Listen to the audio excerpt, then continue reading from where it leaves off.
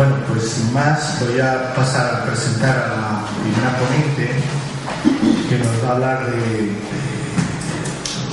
Educando para la Ciudadanía y el Desarrollo, y que es Rosalena Durán González, que está aquí a mi derecha. Ella es doctora en Educación. Su licenciatura está especializada o tiene un énfasis aquí se dice mención en gestión escolar, ¿no? Ha sido becaria del CONACYT, que es la entidad en México que se dedica a la investigación, y cursó su doctorado en la Universidad Autónoma de Estado. Bueno, pues la doctora Rosalena Durán ha participado en numerosas actividades de carácter de investigación y docencia. Especialmente yo voy a señalar que ha trabajado el tema de la eliminación y el currículum de género. Y por último solo voy a señalar que ha participado en lo que es el rediseño curricular de la Universidad del Estado de Hidalgo, ¿no? Sin más, voy a pasar la palabra a la doctora Rosalena Durán González, que nos va a hablar, como decía, de Educando para la Ciudadanía. Muchas gracias Román, por esta cálida presentación y bueno, muy buenas tardes a todos y a todas.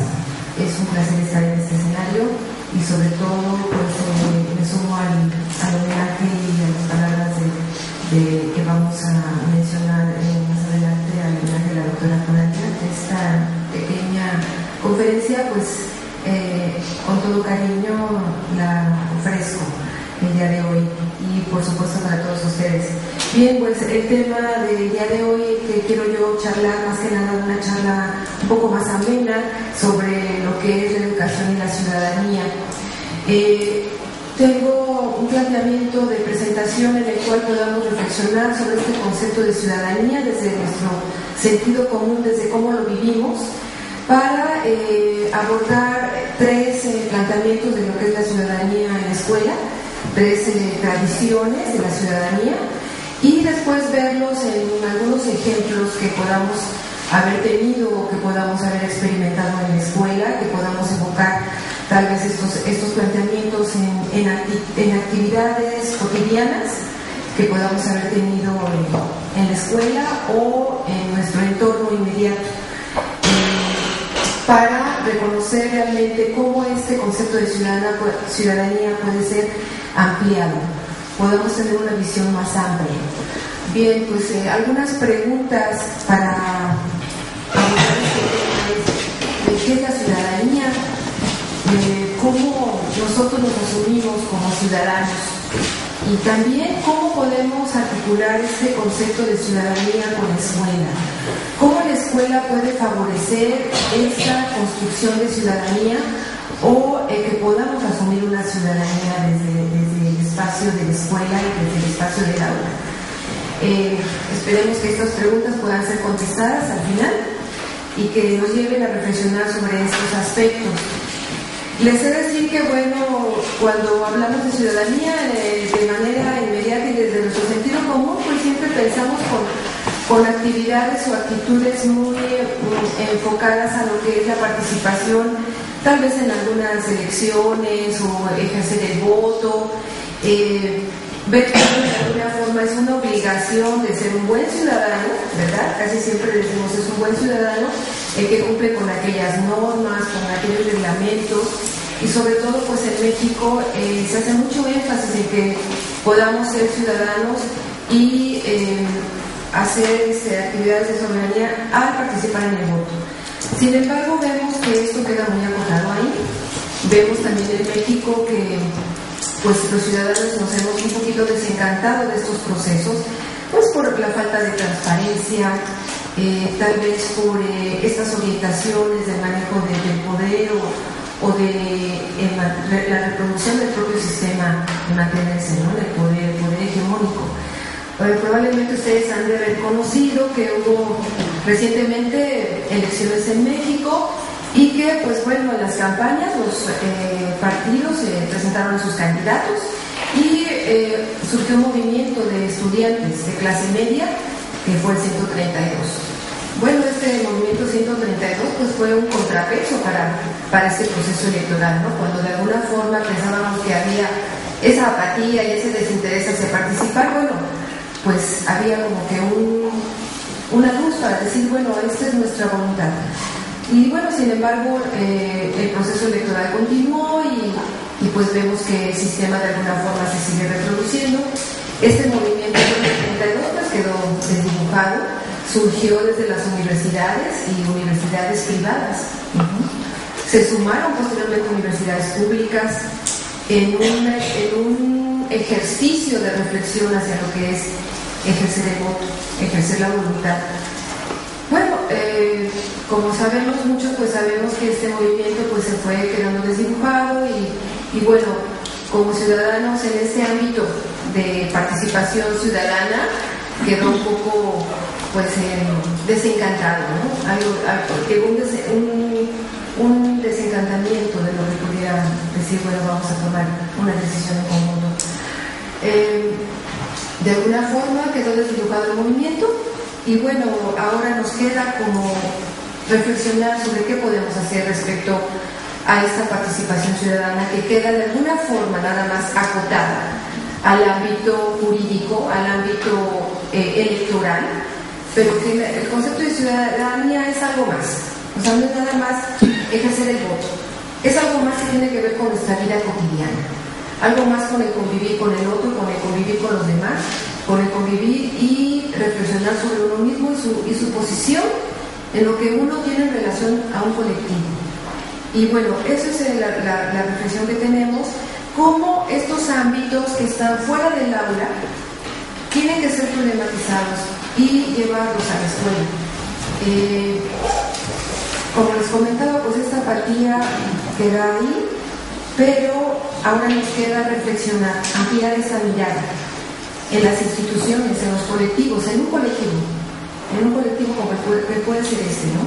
Que nos lleve a la reflexión en donde se vayan transcurriendo, vayamos generando aprendizajes de cómo educar en la ciudadanía, en nuestros pequeños colectivos, pero que puedan permear tanto a nuestra vida cotidiana, a nuestra vida privada, pero también a nuestra vida inmediata, a nuestra vida colectiva. Bueno, ¿cómo hacer esto? Bueno, el concepto de la ciudadanía, como les comentaba, pues tiene que ser vivido. Es una práctica, pero eso no es una práctica individual, es una práctica compartida y reflexionada. Son acciones que tienen que ser compartidas y reflexionadas. Tenemos que aprender desde la escuela a pensar en colectividad, no a pensar en lo individual.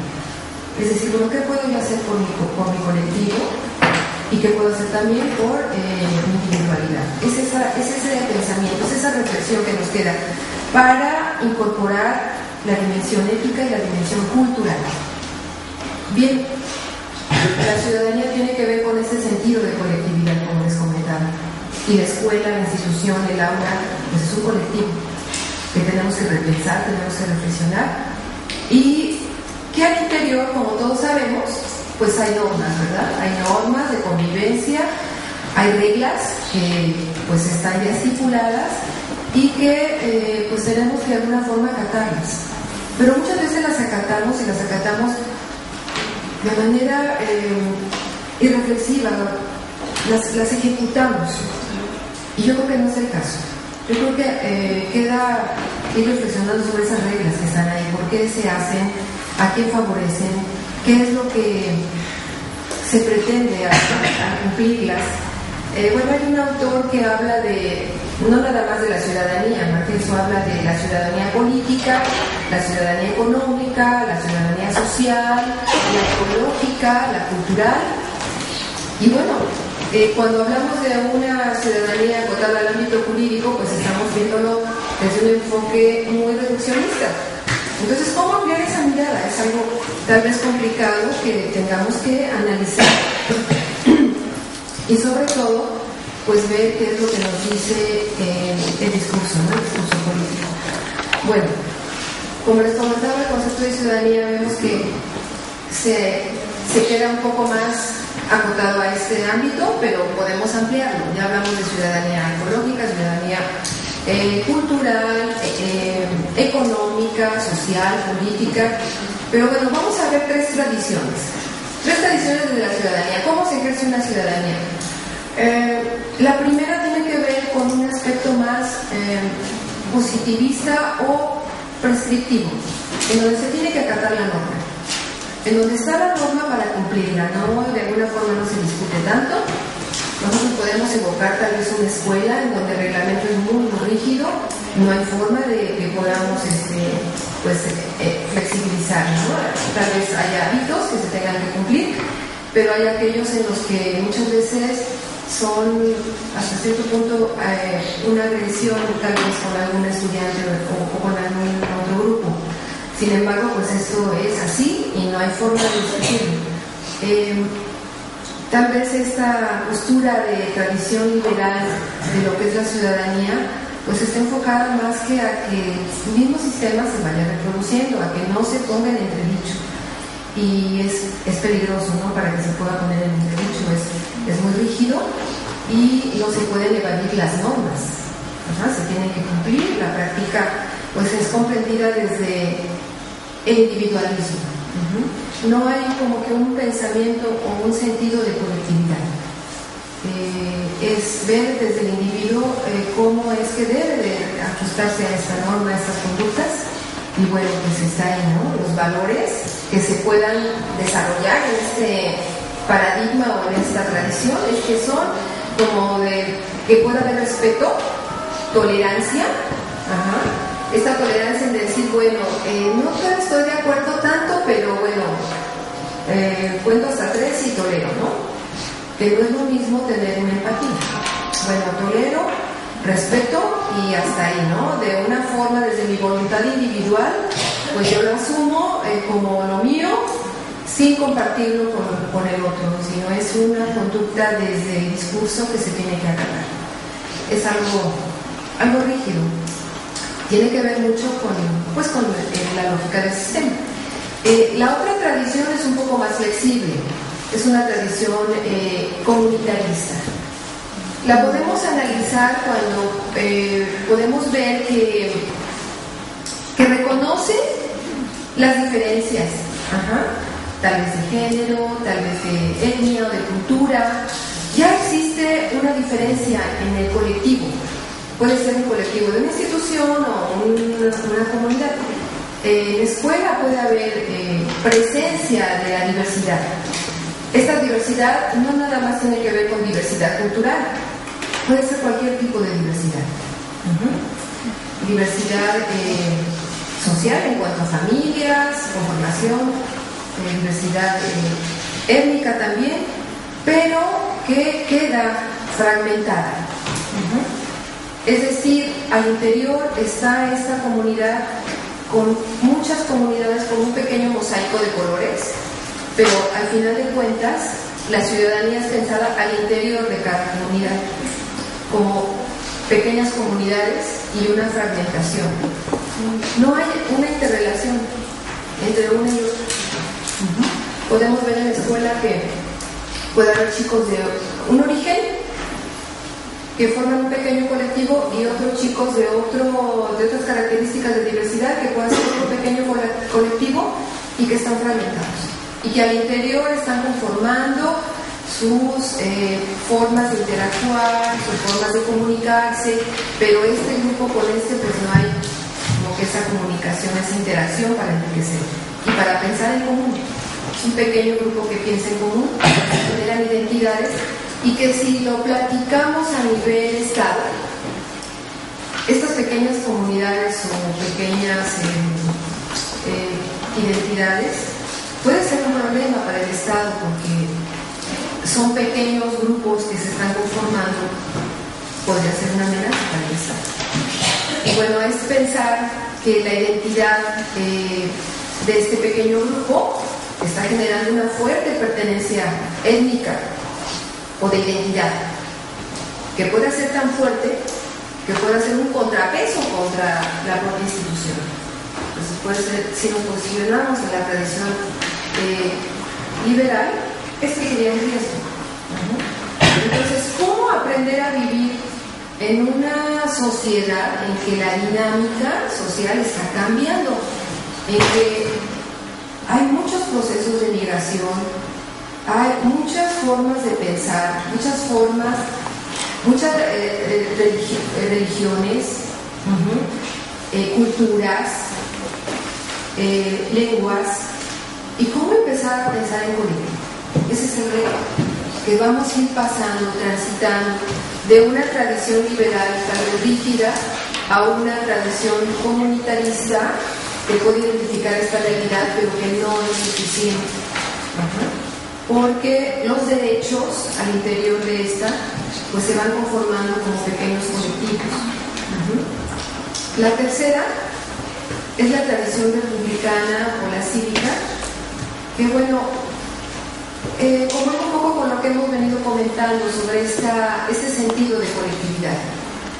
Pero se oye muy bonito en el discurso, está maravilloso de que podamos intercambiar, pensar en colectivo y también pensar en individual y generar reflexiones y tratar de resolver problemas, pero sí implica un gran reto, porque la colectividad se basa principalmente en la participación. Esa es la clave. Si no hay una participación, no podemos pensar en una ciudadanía. ¿Cómo generar desde la escuela esta participación? ¿Cómo podemos generar desde la escuela desde el aula la participación cuando, pues de alguna forma, la tradición se ha mantenido al margen a los individuos, ¿no? Los ha visto como individualidades y en una visión homogénea. Entonces, el reglamento es homogéneo y cómo pensar en la participación cuando hemos traído una tradición. Y aparte de lo que les comento que tiene que ver con la participación activa, tiene que ver con la transparencia. Yo creo que esos son dos ejes fundamentales: la participación activa y la transparencia. ¿Cómo ser transparente en estos ejercicios de democracia? ¿Cómo vivirlos desde el aula? Cómo ejercer un equilibrio entre lo que sería la autoridad y lo que serían las colectividades con los que están involucrados en este proceso. Y la escuela, bueno, la escuela es, como ustedes saben, es una institución que primero pues fue creada, es un dispositivo para socializar a los individuos. Pero no olvidemos que la institución está en un estado en donde tiene un currículum, donde está una selección de contenidos que tienen una intencionalidad y que muchas veces están respondiendo a un sistema. Puede ser el sistema a nivel nacional, a nivel global, ¿verdad? Es esa tendencia en la que estamos, en un sistema globalizante. Ustedes saben que estamos en una lógica de una globalización que está respondiendo mucho al mercado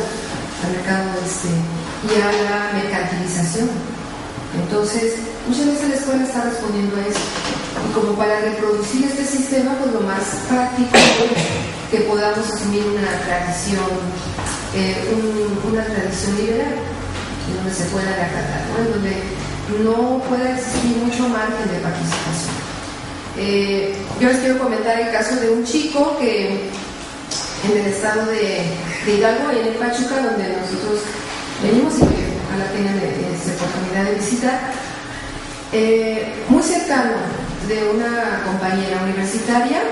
El chico está en secundaria, ya me acordé porque más o menos su edad, de los que están aquí algunos chicos, y el chico se sumó en su momento al movimiento 132 y se asumió como un integrante del movimiento 132, y la escuela en la que él estaba pues lo identificó, ¿no?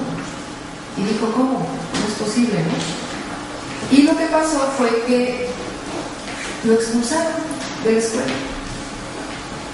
Entonces, pues la compañera dijo, ¿cómo? No? Debe de haber reglamentos, debe de haber normas. El joven tiene, pues, libertad de expresar sus opiniones políticas, no nada más políticas, de religión, ¿no? Ese derecho a la expresión. Y sobre todo, pues, pensar, ¿no? Bueno, el chico quedó expulsado y, pues, nuestra compañera estuvo indagando los reglamentos y, bueno, vio que le dijeron en la escuela, bueno, pues si usted sigue haciendo esto, lo que va a pasar es que no lo va a poder inscribir en ninguna escuela de Pachuca, porque además hay un expediente ahí, como que una mancha negra. Bueno, pues efectivamente así fue. No se pudo inscribir en ninguna escuela, pero pues buscando instancias nacionales, internacionales de derechos humanos, no había ningún reglamento explícito que dijera que el motivo de expulsión de un alumno fuera tal o tal. O sea, no hay motivos de expulsión, no lo hay. Y muchas veces porque desconocemos esos derechos. Y bueno, incorporaron al chico a la escuela, y bueno, lo que pasó es que pues un medio de comunicación, el único que lo pudo publicar fue un medio que está muy apegado a la universidad, que tiene pues mucho margen de expresión, y fue el único medio donde se dio este caso. Y bueno, podemos identificar que muchas veces la escuela no favorece esta participación, ¿no? Ya no digamos de orden político, porque bueno, de orden social, de orden cultural, ¿no? Y este es el reto que tenemos, cómo brincar un poquito de esta tradición liberal y cómo estamos viviendo la tradición comunitaria, porque ya la estamos viviendo y experimentando con la dinámica social. Vemos chicos ya en nuestra escuela, la escuela tiene otro rostro, ya no es el rostro homogéneo, en donde todos los chicos eran como que del mismo barrio, de la misma colonia, la misma ciudad. Ya no. Ahora vemos que de repente un chico viene de otro país o de otro estado y de repente está un tiempo y luego se va. ¿Y qué nos deja? ¿Qué riqueza nos deja? ¿Cómo lo integramos a nuestra comunidad? Ese es el reto que tenemos. ¿Cómo transitar de una tradición liberal, experimentar una tradición comunitaria, pero vivir más que nada una tradición más cívica, más apegada a lo que es la ciudadanía? Bueno, ¿qué les puedo decir de la educación y la ciudadanía? ¿Cómo empezar a reconstruir la ciudadanía? Pues tendríamos que empezar con el concepto mismo, no acotarlo nada más al orden jurídico. Ciudadanía es desde por qué no debemos tirar basura, por qué debemos dejar libre el lugar de las personas que tienen alguna discapacidad, por qué debemos de cuidar el agua, por qué debemos de manejar los residuos o no consumir tanta materia reciclable que se tiene que reciclar. O sea, esas pequeñas cosas que vamos viviendo cotidianamente hasta la escuela tienen que ver con la ciudadanía, porque tienen que ver con ese sentido de colectividad en la escuela y en nuestro entorno. ¿Cómo podremos vivir y convivir y aprender a convivir para cuidar ya no nada más nuestra interrelación, sino el planeta mismo? O sea, si nosotros no pensamos en colectivo, ¿cómo vamos a empezar a actuar para poder ya de alguna manera vivir armónicamente y sanamente? Ese juego ya no nada más nuestra convivencia, nuestro respeto, sino nuestra propia salud. ¿Por qué no debemos de desperdiciar el agua? ¿Por qué no debemos de nosotros mismos empezar a reflexionar sobre estos problemas? Pero bueno, la escuela, ¿cómo actuar? ¿Cómo empezaríamos a actuar en la escuela? Yo creo que habría que empezar a pensar en colectivo y ver hacia el entorno. O sea, empezar a traer reflexiones a la escuela de las problemáticas. Esa sería una. Otra, cómo lo que estamos aprendiendo del currículum o lo que estamos aprendiendo de las materias puede ser algo vivo, algo relacionado con el entorno, con el contexto. Tenemos que aprender a problematizar. Aquí, por supuesto, que el docente tiene una responsabilidad muy grande y la escuela también. Imaginen lo que significaría empezar a problematizar el contexto en colectivo, desde el escuela, para generar acciones. Eso en cuanto al colectivo. Pero desde el individual, ¿cómo resolver problemáticas desde el individual? ¿Cómo decir lo que le afecta a uno, le afecta a todos? Si alguien está viviendo una situación difícil o crítica, ¿por qué mantenernos al margen en un individualismo? ¿Por qué no pensar en colectivo? Lo que le afecta a uno le afecta a todos.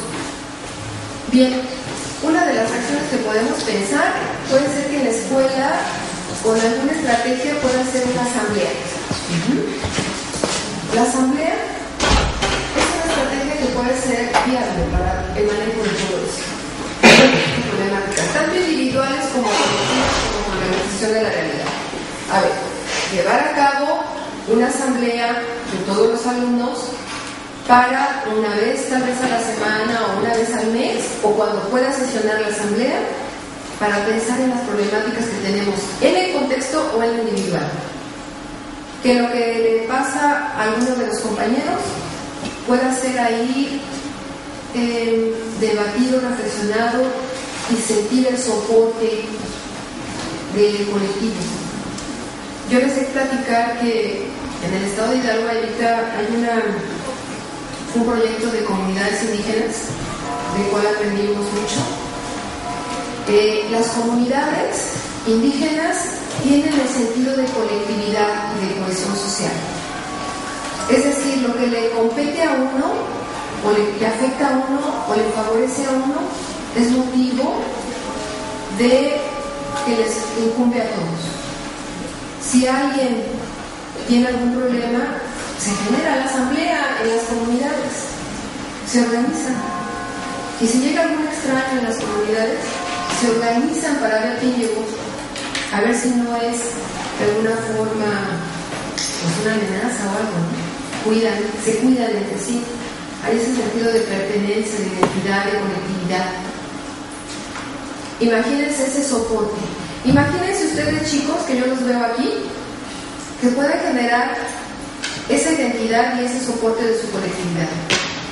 Saben que ustedes, al momento en que se genera esa cohesión de que lo que le compete a uno o le afecta a uno, le afecta a todos, cuando ustedes crezcan, ustedes van a tener un soporte de compañeros, no nada más en la escuela. Cuando ustedes sean grandes, cuando ustedes trabajen, cuando ustedes tengan sus familias, se acuerdan de que su compañero está acá y es un soporte. Eso es lo que da el sentido de colectividad. Y es importante. Cuando en la escuela se trabaja esto, esa pequeña cohesión social es fuerte y trasciende el espacio y el tiempo. Y se pueden generar redes sociales en donde se puedan soportar para problemas o para apoyo o para hogar. Cuando alguien es participativo, realmente genera redes. Eso es lo que de alguna forma pudiéramos reflexionar sobre actividades en la escuela. ¿Cómo empezar desde el aula? ¿Cómo empezar a generar esas pequeñas comunidades que generen identidad, ese respeto, que se vivan los valores y que puedan empezar a problematizar, a lo mejor de manera inmediata, lo individual, pero después empezar a reflexionar el entorno, las problemáticas inmediatas y por qué no también las más grandes, ¿no? Se tiene que pensar soñar en grande para actuar, ¿no? Ya lo decía un revolucionario que decía: hay que ser realistas, hay que soñar en grande. Entonces yo creo que si empezamos por un pequeño colectivo, yo creo que estamos haciendo algo. Recuerden que los dos aspectos importantes para una ciudadanía es la acción y la reflexión. No caer en una conducta discursiva, es actuar, es organizarse. Y con pequeños problemas empezar, y uno va sintiendo esa fortaleza del colectivo. Y bueno, esta tarea nos queda pendiente a los docentes, una asignatura pendiente, y sobre todo a las escuelas, cómo replantear una formación ciudadana en lo cotidiano, desarrollar ese sentido de colectividad y de individualidad para la vida, con una intencionalidad y sobre todo que podamos problematizar el contexto. Pero yo creo que un punto importante, un pequeño paso que podemos dar, y que yo sé que pues muchas escuelas ya lo realizan, es este currículum vivo, este currículum democrático. Las decisiones que se puedan tomar al interior de la escuela democráticamente es un buen paso. Cómo tomar decisiones al interior para resolver en lo inmediato los problemas que nos están afectando desde la escuela. Ese es un buen ejercicio, porque esa es una práctica que podemos llevar a la casa. Cómo nuestra familia empezar a reflexionar de cómo empezar a resolver en colectivo nuestros problemas y cómo participar y cómo actuar. Y bueno, yo me quedaría para concluir con una frase: que la acción es una transformación. Es una transformación, y que puede ser vivida en el aula, en la escuela, y que es un punto de partida para transformar la sociedad. Y con eso yo me quedo con esas reflexiones. Muchas gracias, chicos.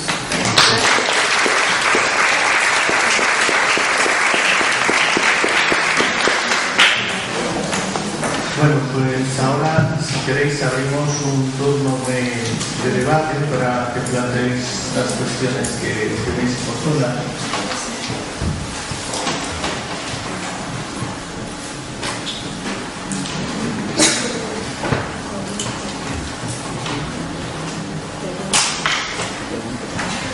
¿Alguna experiencia que haya tenido? Yo, mientras lo vais pensando, voy a plantear algo para que empiece el diálogo entre profesiones o entre perspectivas, ¿no? Que es el problema que yo veo al tema de la ciudadanía, aparte de la dificultad de la definición, por lo que se intenta englobar en el concepto de ciudadanía, que lo planteaste muy bien, incluso las posiciones diferentes que hay. Yo plantearía, si realmente le añadimos que tú, por lo menos en la exposición, decías que no tenía la reflexión. O sea, una cosa es que lo demandas, pero que la ciudadanía en sí es una asunción de errores, de determinados elementos. Si le añadimos la reflexión y la acción, y encima transformadora, que tenías tú, no estaríamos en otro marco, porque yo creo que eso desbordaría la ciudadanía y yo lo pasaría a la ética. O sea, yo creo que eso es lo que es la ética, más que la ciudadanía, que yo la vería como muy conservadora, ¿no? Como asumir una serie de derechos que te dan y aprender una serie de normas, entre ellas la del voto, pero nada más, ¿no? Entonces, en esa crítica que hacías, si añadimos esos elementos que harían una ciudadanía crítica, no estaríamos cambiando el campo, no estaríamos ampliando hacia otras perspectivas.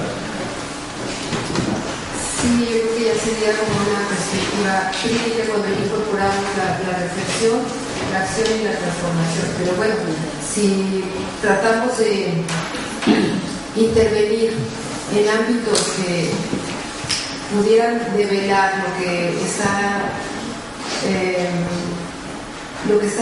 analizando, que es el discurso político, como que develar ese poder hegemónico, pues estaríamos también como que trastocando eso, ¿no? Pero bueno, yo considero que la perspectiva crítica sí tiene que ver con una transformación, y bueno, yo también he escuchado que esta transformación las escuelas la toman como algo muy riesgoso, como peligroso.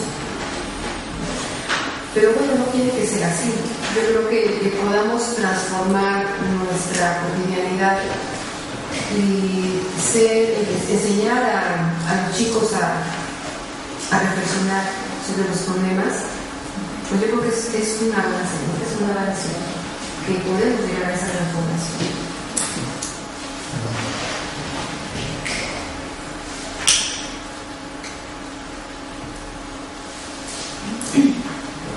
¿Alguna cuestión más? Sí. Yo cuando estabas hablando del papel para la ciudadanía y, bueno, hablamos de la escuela, evidentemente, estaba pensando que muchas veces se educa para la ciudadanía fuera de la escuela antes que en la escuela. Y quería, bueno, saber tu opinión, si tú también crees que es así. Yo creo que las ONGs, los movimientos feministas o muchos movimientos sociales están educando para la ciudadanía cuando la escuela todavía no incorpora todo eso, ¿no? Entonces, si compartes esta visión y un poco cómo nos podemos plantear este tema, que lo que sucede fuera de la escuela entre dentro de la escuela. Sí, por lo regular la sociedad y la dinámica social va a 10 y la escuela va a 1, ¿no? En velocidad. Y falta mucho incorporar, ¿no? Es una escuela que se está quedando muy rezagada en cuanto a los problemas sociales y la dinámica social que está viviendo. Y sobre todo con los jóvenes y con las nuevas tecnologías, que ustedes ya llevan mucha ventaja a la escuela y se está quedando rezagada. Nos estamos quedando en las instituciones muchas veces rezagadas, pero estamos incorporando todo lo que ustedes ya tienen acceso y pueden avanzar un poco más, ¿no? Inclusive el dominio del idioma, ustedes ya lo dominan. Ni siquiera estar muchas veces en una institución aprendiendo formalmente el inglés, por decir algo, ¿no? Sino que ya están socializando en redes en inglés y están aprendiendo ya un idioma. Entonces la escuela se está quedando al margen, por supuesto que sí estamos, ese es un reto que tenemos, incorporar toda esta dinámica que se está generando social al interior de la escuela y no cerrarse, sobre todo las que más están ahorita con mayor fuerza, ¿no? Los movimientos de género, de violencia contra las mujeres y todo eso, ¿no? Que tiene que ver con las problemáticas y con el currículum también. Ese es el reto que tenemos en las instituciones, articularlo con los contenidos, o sea, no por un lado enseñar contenidos, sino hacerlos vivos y significativos precisamente con la experiencia, con la realidad.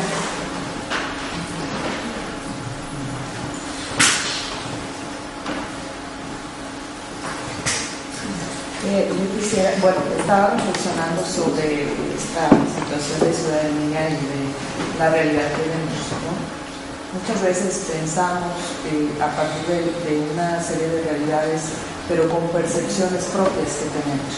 Y muchas veces no vemos la realidad o la verdad como es, sino como se nos ha pintado. Y de pronto las instituciones educativas tienen toda una línea de pensamiento de qué formar y a quiénes formar, para qué sociedad.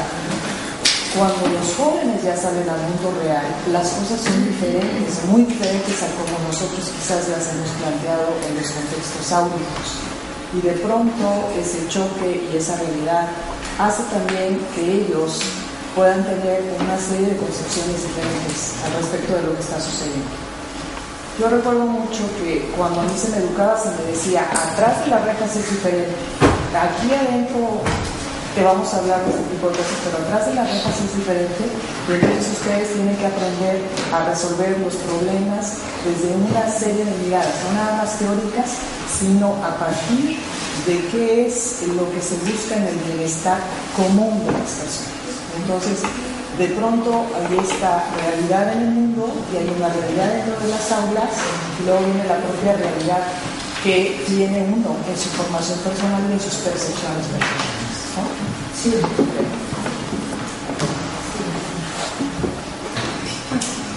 Y bueno, en México, por ejemplo, tenemos que el concepto de ciudadanía se confunde con el de movimientos sociales violentos. Tenemos sí jóvenes críticos, pero también jóvenes que más que reflexionar están reproduciendo lo que otras personas hacen y lo que otras personas les dicen, ¿no? Entonces hay un choque porque si bien dentro de la escuela pudiera enseñarse ciudadanía, que en realidad si lo analizamos, y aquí están las expertas que en el currículum, tenemos una carga horaria muy pequeña, por ejemplo, de la asignatura de formación cívica y ética.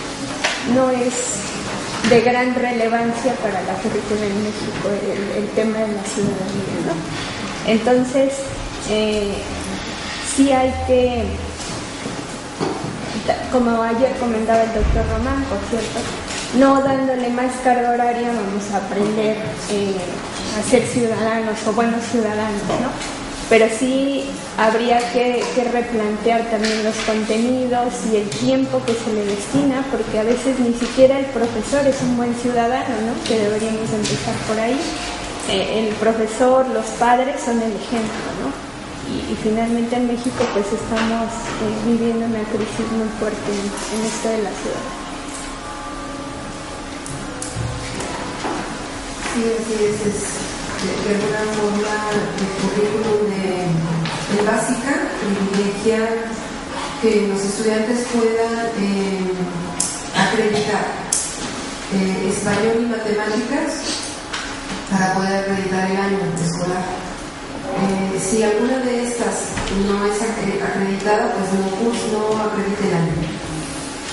Y bueno, si reprueba no pasa educación cívica y ética, no pasa nada, ¿no? Comparando con que son unas mínimas horas, y si a esto le agregamos a que es un discurso y que no se vive como debe de ser una praxis vinculada con la realidad y con las problemáticas, pues bueno, queda desdibujado, ¿no? Todo lo que es un proceso de formación ciudadana. Queda en el currículum como contenidos sin relevancia, sin articulación con alguna problemática, y sobre todo pues nada más de alguna forma memorísticos. Y bueno, pues no, esto no favorece, ¿no? Por supuesto. Y sí, falta mucho por eso. Sí. Bueno, yo sí hacía énfasis en la participación, ¿no? Y también en los deberes que tenemos como ciudadanos. Y Román decía que si se pone la reflexión y la acción que hay en nuestro campo, pues yo considero que sí estamos vinculados. Porque si ser ciudadano es participar y tener deberes, pues yo también tengo que reflexionar si los deberes están acordes. ¿Quién me establece esos deberes? ¿Y cuáles son los deberes que yo necesito?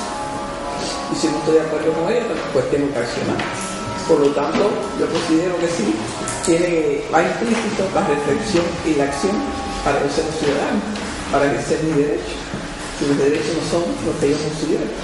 Digamos, hablando de lo que están en los niveles más de pobreza, en la discriminación para mujeres, en la discriminación social, etc. ¿Quién establece a mí cuáles son mis deberes? Que yo no voy a salir de la ley. Por lo tanto, debo quedarme con esos deberes que hago todos, o también debo reflexionar y asumir la acción. Creo que fue el discurso sin acción es puro adoctrinamiento, ¿no? Y la acción sin reflexión pues, como algo muy, ¿cómo se llama? Peligroso, ¿no? O sea que tiene que haber una conjunción yo creo, para ser ciudadano de todo eso, ¿no? De la reflexión, de la acción, la participación y los deberes. Es mi consideración. Aquí, me permites, aquí, bueno, llevamos mucho tiempo con Carajal respecto a eso, ¿no? Sí. Porque durante la dictadura aquí había una asignatura de ciudadanía, ¿no? Se llamaba Educación en el Espíritu Nacional. Claro, porque nos olvidamos siempre de que los valores son los positivos, los valores son todos. O sea, los caníbales tienen valores, es lo que nos olvidamos a veces, ¿no? Entonces, claro, la ciudadanía que se impartía en el régimen no democrático de la dictadura, pues claro, los valores del régimen. Bien. Por supuesto, no es nada vergonzante para que la democracia explicite sus valores, tampoco ese es el problema, ¿no? Bueno, luego hay otro problema más, otro Carajal que tuvimos en España, que es el que no somos capaces de deshacernos de la Iglesia Católica, que está oprimiendo este país de una manera que tiene que meter continuamente la zarpa y la obligación, si no está contenta, y bueno, eso trajo ahí un rollo maquiavelo, que fue el tema de que se pusieron una serie de valores que se denominaban éticas como alternativa a la religión, ¿no? O sea, algo así como que los que no eran religiosos tenían ética, ¿no? Gracias a Dios, nunca mejor dicho, el Papa Francisco ya nos ha metido las cosas en un saco y ha dicho por fin que todos podemos ser buenas personas, seamos católicos o no. Bueno, cosa que no sabe el actual ministro, porque vamos a volver otra vez a la misma situación, a la misma situación anterior. Bueno, después de ese Carajal hubo un tiempo en el que se puso una asignatura de ética, o sea, independientemente de la religión, ¿no? Una asignatura de ética que costó muchísimo convencer, porque había una ideología que es la de Marchesi, sigue por ahí, ahora estábamos la tabarra en la Organización de Estados Iberoamericanos y implementando todas esas concepciones que aquí están ya un poco de moda, pero lo está poniendo América Latina, ¿no? Porque yo me las estoy encontrando por ahí. Bueno, pues ese tipo entendía que los valores eran una cosa que tenían que estar implicados todos los profesores y por tanto que eran transversales, ¿no? Claro. Eso es como decir, bueno, vamos a suponer, bueno, primero yo prefería que los profesores no, porque hay cada uno por ahí que sabe, ¿no? Pero bueno, ya suponiendo que todos los profesores tuviéramos unos valores compartidos, cosa que es muy problemática, pues eso que tiene que dar todo el mundo es lo que no da nadie, o sea, lo que no se da. Y era lo que cuando se empezaron con las formas, las aplicaciones primeras de la reforma, ocurrió, que nadie lo trataba. En la ideología sí, tenía ahí aspectos del medio ambiente y de cosas y tal, pero claro, ¿cómo se iba a meter en esos berenjenales o el tema de igualdad de género y tal? No, explicar matemáticas, explicar biología, explicar física y dejarse de tal. Todavía los que éramos de letras, bueno, ya nos veníamos metiendo en esos campos ya más fáciles, pero algunos, bueno, se negaban directamente, ¿no? Y en ese sentido salió la asignatura de ética para los profesores de filosofía. Claro, la disciplina de ética tiene la reflexión sobre estos temas y con una metodología que es crítica ella misma. Claro, llegó la última etapa, que es la que estamos ahora, que se incorporó la ciudadanía. O sea, el gobierno pasado se empeñó, fue un gobierno que estaba muy preocupado por el tema de los derechos sociales y hicieron muchos avances en España en ese aspecto, pero claro, lo que son avances a los sectores más reaccionarios no se los pone a vivir, ¿no? Claro, el matrimonio gay, pues claro, muy de derechos para aquel que entiende que esos son derechos, para los que entienden que eso es una perversión lujuriosa del ser humano, pues claro, no. Y entonces, claro, ahí hubo un problema que fue que la ciudadanía no eran los valores del Estado democrático, sino, claro, los valores del gobierno. O sea, ¿qué ciudadanía hay que estudiar? Porque si se quiere una asignatura de ciudadanía que sean los valores compartidos, o sea, acrítica. O sea, es decir, estos son los valores. Ahora ese es el problema. ¿Qué son los valores compartidos? Si los que estamos aquí decimos qué valores compartimos, pues seguramente antes de llegar al segundo estamos todos a leches, porque no se comparten. Y ese es el problema de las sociedades, que no comparten los valores, porque las sociedades son dinámicas. O sea, no los comparten, pero es que además no pueden compartirlos. Porque las sociedades, al ser dinámicas, cambian, y hay gente pues, que está en valores del siglo XXI, y hay gente que está en valores que creen que son del siglo XXI y están equivocados. Porque yo todo el rollo ese del indigenismo, que sois muy aficionados por América Latina, a ver con los pelos de punta, y lo considero antivalores. O sea, yo cada vez que escucho a Evo Morales hablar del indigenismo y de cosas de esas, a mí me parece eso volver a la prehistoria. Claro, igual, esto no se sabe dentro de 100 años. Si yo tiene razón, la tengo yo. Si es que la prehistoria hoy es una forma nueva de valores más progresivos. Y entonces, claro, en esa función crítica y reflexiva, eso digo yo que no va a la ciudadanía, tiene que ser la filosofía moral, la ética. ¿Tú querías hablar? Sí. Bueno, a partir de cómo pensar la ciudadanía o cómo tendría que hacer la reflexión el docente a partir del concepto mismo de ciudadanía, pues resulta que habría que empezar como por definir esta reflexión-acción a partir de los gobiernos, a partir de qué es lo que quiere el Estado, qué es lo que quiere en este momento el sistema, ¿no?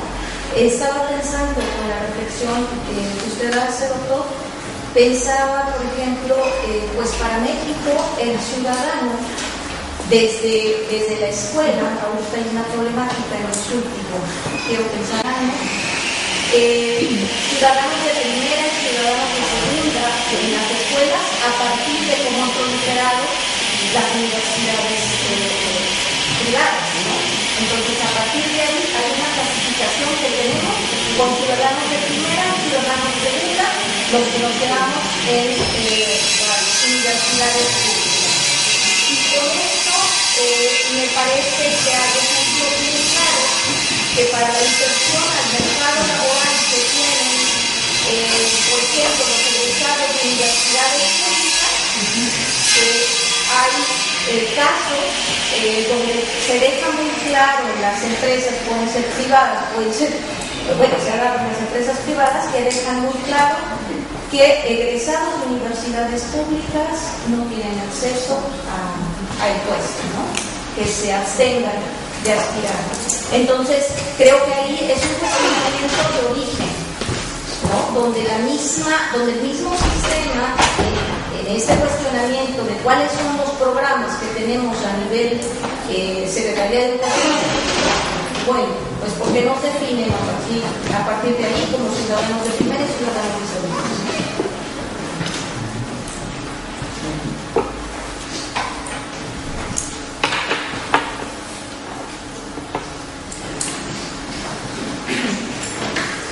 ¿Podéis decirnos los de Santo Domingo cómo se entiende la ciudadanía en nuestra República Dominicana?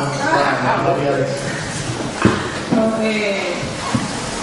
En República Dominicana nosotros tenemos lo que es la asignatura de educación cívica y esa asignatura se da en los 3 grados, tanto en el primer ciclo de básica, segundo ciclo y tercer ciclo, que ahora se está cambiando para primero de básica, segundo de básica e intermedio. Y se entiende más sobre la base de algo práctico, sobre lo que los niños tienen que aprender, que es el patriotismo. No se ve en función de los deberes y derechos globales, ni en función de lo que es un ciudadano, porque ahí como que nos perdemos, ya que todo se transfiere desde una dictadura a un modelo democrático, entre comillas, y todo se deja también como un eje transversal. Y los maestros y maestras que dan esa asignatura son generalmente personas que vienen de las áreas de ciencias matemáticas, porque se la ponen como relleno. Estos maestros, por lo general, no saben qué hacer en esa hora de clase con esos estudiantes, y lo que hacen es que le ponen cualquier composición o le ponen a hacer a aprenderse el himno nacional, los himnos patrios, porque se ve en función siempre sobre lo patriótico y allá nosotros tenemos que aprender lo que es, qué significa el escudo, qué significa la bandera, cuáles son las fiestas patrias, por qué se dieron. Entonces ya se rompe un poco el esquema y el estudiante, o muchísimas veces también, se le da un poco de lo que son etiqueta y protocolo, pero nunca se llega a una reflexión-acción, como decía la disertante, sobre lo que es ser un ciudadano ya con todos los deberes y derechos, y sobre lo que es la participación. Ya para eso existen otras entidades que son ONG que se preocupan y entran y dan charlas, seminarios extracurriculares donde uno puede participar, y entonces ya se ve el otro sentido de lo que es la ciudadanía. Allá está la participación ciudadana, que ahí entra un poco el modelo, y ya en algunas universidades sí se da ciudadanía como asignatura, pero también lo vemos como ya se hace una reflexión sobre lo que dicen otros autores de lo que es la ciudadanía, cómo se puede leer y se ve de una manera alternativa, pero siempre nos vamos hacia lo que es la ciudadanía del primer mundo. Nunca nos vemos como lo que debemos ser nosotros y hacia dónde debemos ir, sino lo que hacen otros lo queremos como aplatanar, como decimos nosotros, hacia lo que es la República Dominicana. Ese es un tema también muy importante, que es el cómo las asignaturas estas, por estar dotadas de poco contenido horario, acaban siendo absolutamente de relleno. Profesores de cualquier tipo, y que, bueno, para empezar no tienen ningún interés en darlas, salvo que el relleno horario, ¿no? Y eso aquí en España se ha ido produciendo con el tema, sobre todo con el último cambio de la ciudadanía, que la asignatura de ciudadanía está en tercero de la ESO.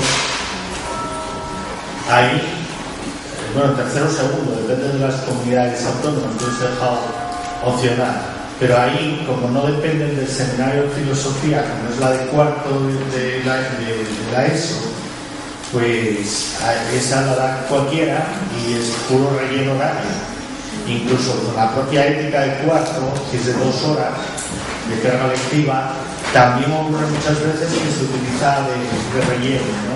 Incluso, ¿no? Pues, a gente de cualquier cosa, ¿no? Para rellenarlo.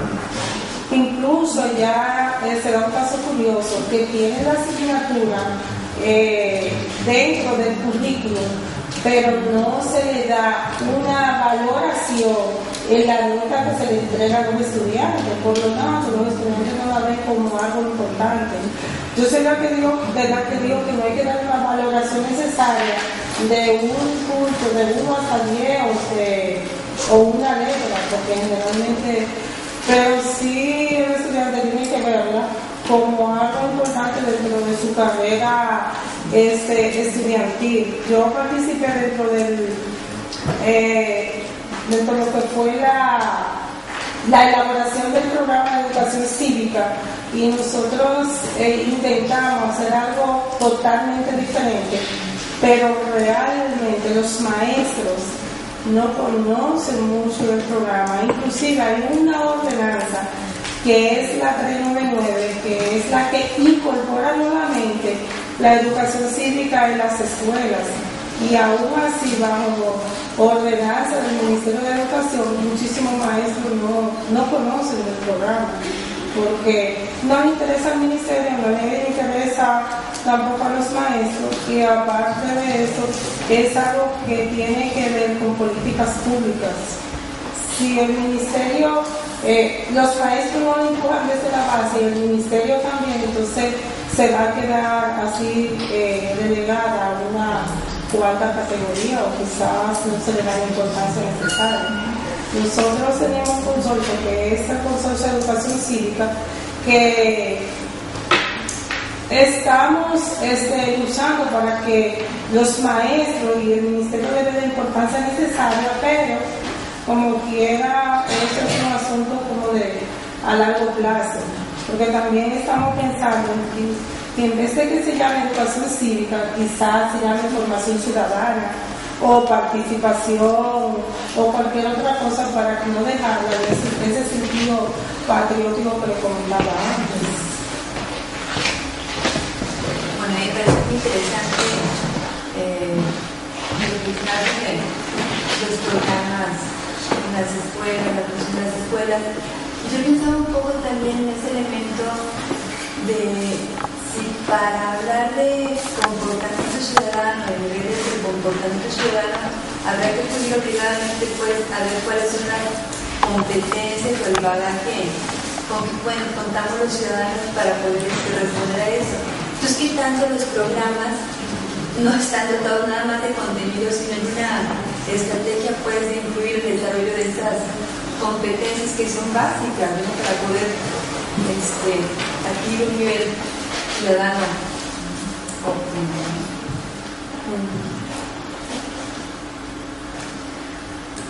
Sí, yo estoy de acuerdo con eso, en que no solo está el problema de los contenidos, sino las competencias. Competencias, ¿no? Sobre todo el perfil de los docentes. El perfil de los docentes, claro, porque por ejemplo pensábamos básicamente, ¿no?, en sustentarlo en el desarrollo sociomoral de Colbert, ¿no?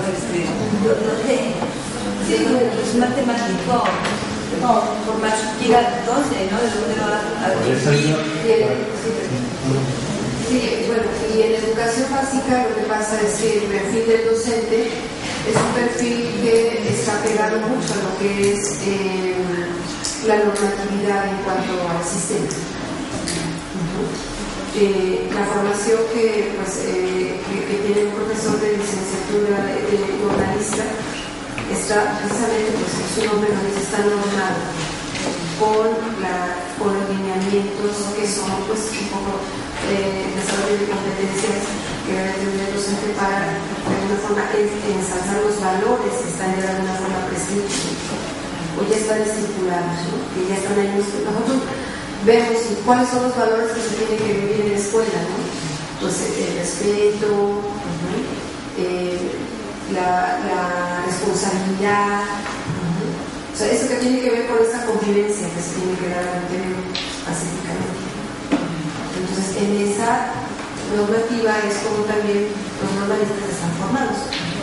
De alguna forma, algo que quiere también comentar respecto a las comunidades o a los pueblos, a la política indigenista que está de alguna forma, pueblos que están emergiendo como Bolivia o el caso de Chiapas, es que bueno, no hay experiencia de cómo ellos están construyendo, ¿no? O sea, no hay, como que están empezando a construir una identidad.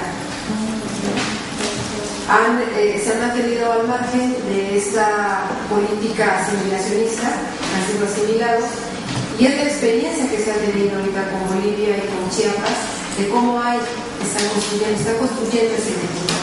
Por supuesto que es el riesgo de que pueda caer un comunitarismo, ¿no? Donde sea endogámico y ya de ahí nadie entra, nadie sale y lo que es de nosotros es válido, ¿no? Entonces, ese es el riesgo que se corre, ¿no? No poder interactuar, relacionar a nivel global, a nivel horizontal, y que también los procesos de globalización puedan jerarquizar, ¿no? ¿Quién entra en estos procesos y quién? En la política económica, ¿no? Que de alguna forma es un poder global fuerte, ¿no? Hegemónico, y también están ahí, pero bueno, es una forma de aprendizaje que sí falta mucho, sí, por supuesto, pero se puede caer en ese riesgo, ¿no? De esa endogamia de valores, de que son en un etnocentrismo de que es lo global para nosotros. Es que yo ahí lo que veo, o sea, vamos, aquí hay una cosa que está clara, que se vuelve a esos valores indigenistas, religiosos, etcétera, por el fracaso de los modelos, ¿no? Así es. O sea, el tema de que en los países árabes se ha intentado imponer el colonialismo, el capitalismo, el socialismo, etcétera, etcétera, y todos les han tomado el pelo, pues hace que vuelvan a posiciones islamistas. Radicales. Bueno, como lo quieras llamar. Ahora, claro que eso sean valores desconocidos, propios, tal, respetables, y eso es lo que niego. O sea, que los valores, o sea, que es un discurso que hay hoy muy a menudo y que se asimila de manera muy fácil. Eso de, no sé, cualquier pueblo por ahí, ¿no? Los yaquis, que los yaquis, sus costumbres son identitarias, propias y tal, que un jamón serrano. Son las propias que ha habido en cualquier sitio, lo que pasa es que el propio desarrollo las ha ido eliminando. Y eso del respeto cultural a mí me produce varicela. O sea, la cultura no hay que respetarla, hay que criticarla y darse cuenta de la aberración que uno está haciendo.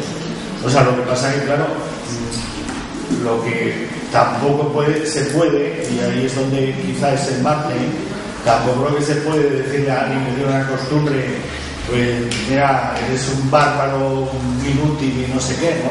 Entonces también, si hay costumbres que se han cambiado en siglos, pues también pretender que gente cambie costumbres en minutos no puede ser.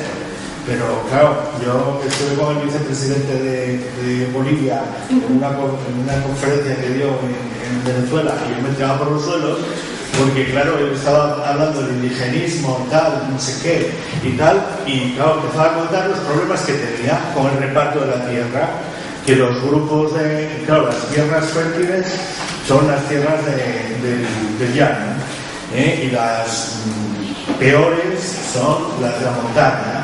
¿Y qué pasa? Que la mayor parte de los indígenas viven en la montaña y en el llano viven muy pocos indígenas, son 200.000 indígenas y 8 millones en las montañas. Y entonces estaba haciendo una reforma de la tierra y claro, la comunidad indígena con las estructuras propias de jerarquías, de clanes y tal que tienen, pues defendían que claro, que la tierra había que repartirla para los del llano, para los 200.000 del llano había que repartir la tierra con sus rasgos identitarios, pues ya entonces no eran indígenas como nosotros, ya eran indígenas de otra cabaña, ya eran catalanes, ya no eran españoles todos, ¿no? Sino cada uno defendía su tal. Y claro, yo me tiraba por los suelos, porque claro, eso es lo que pasa con todas las comunidades, no con las indígenas, con todas. Otro problema es el problema social que hay en América con toda la marginación de comunidades enteras y muchas veces por motivos racistas y tal, claro.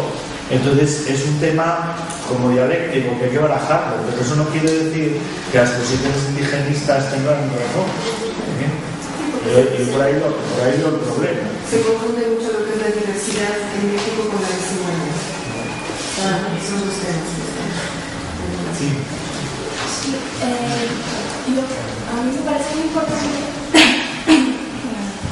un tema que me parece que nos está resaltando tanto como la educación formal.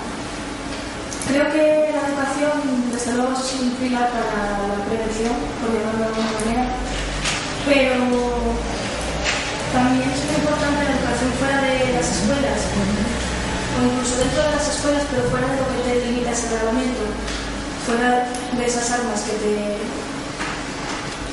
te da el sistema. Es como luchar contra un gigante con las armas que no funcionan. ¿Cómo vas a llegar a un pacto o a un acuerdo que te beneficie? Eso, entendiéndolo como la visión que puedo tener yo del sistema en mis 22 años o lo que estoy viviendo. Siempre muchas de las cuestiones que sean como alternativas, que sean como críticas, ya se mencionó por aquí, por parte de algunos de los participantes, también en las ONGs, también en la sociedad civil, vamos a decir, ¿no? Que es muy amplia y no está tan estandarizada, ¿no? En definitiva, todo lo que pertenece a la sociedad de una manera u otra está influida por el Estado, ¿no? Las ONGs no dejan de estar influidas por el Estado, dirigidas por subvenciones, por alineamientos, por muchas cosas, pero digamos es el borde de lo oficial, ¿no? Y donde gente pues debate y se encuentra con realidades, pero muchas veces no es que si no convertimos todo en una ideología, yo creo que muchas veces no es lo que uno quiere pensar, con lo que uno se encuentra, ¿no? O sea, yo creo que las ONGs se han cambiado algunos conceptos, ya han debatido algunos conceptos, es porque se encuentran con realidades que no son capaces de encajar en los conceptos tradicionales, habituales, ¿no? O sea, ahora mismo, no sé, la idea del progreso, que era digamos, lo que teníamos todos en los años 50, hasta lo que se está debatiendo ahora, que si resiliencia, que si no sé qué, claro, toda la evolución conceptual que hay ahí tiene que ver con la intervención, con la realidad, que es algo que no eres capaz de controlar, ¿no? O sea, las ONGs cuando se dedicaban a la cooperación, pues bueno, pensaban que era llegar allí con dinero y hacer el cambio y arreglarlo todo. Y claro, el enfrentarse con que no, con que intentes cambiar dinero no vale para nada, que fracasa el proyecto, que no se cambia la realidad, que tienes, pues te hace tener que replantearte qué es lo que ocurre, cuál es el motivo de cambio. Claro, ¿no? A mí me da que pensar que a lo mejor no es un modelo de acción, muchos de los que estamos en. A lo mejor esos límites que nos ponen habría que pensarlos y reflexionarlos y darnos cuenta si merece la pena obedecerlos. Pero ¿dónde sale ese planteamiento que te haces tú? Porque quiere decir que tú estás en algo de cooperación y lo ves, ¿no? O sea, pues sale de ahí, de ver que eso no. Y entonces ahí se remodelan las ideas, ¿no? Es que es una cosa que te das cuenta de los momentos. Bueno, se queda todo en buenas intenciones y quizás es porque tenemos miedo.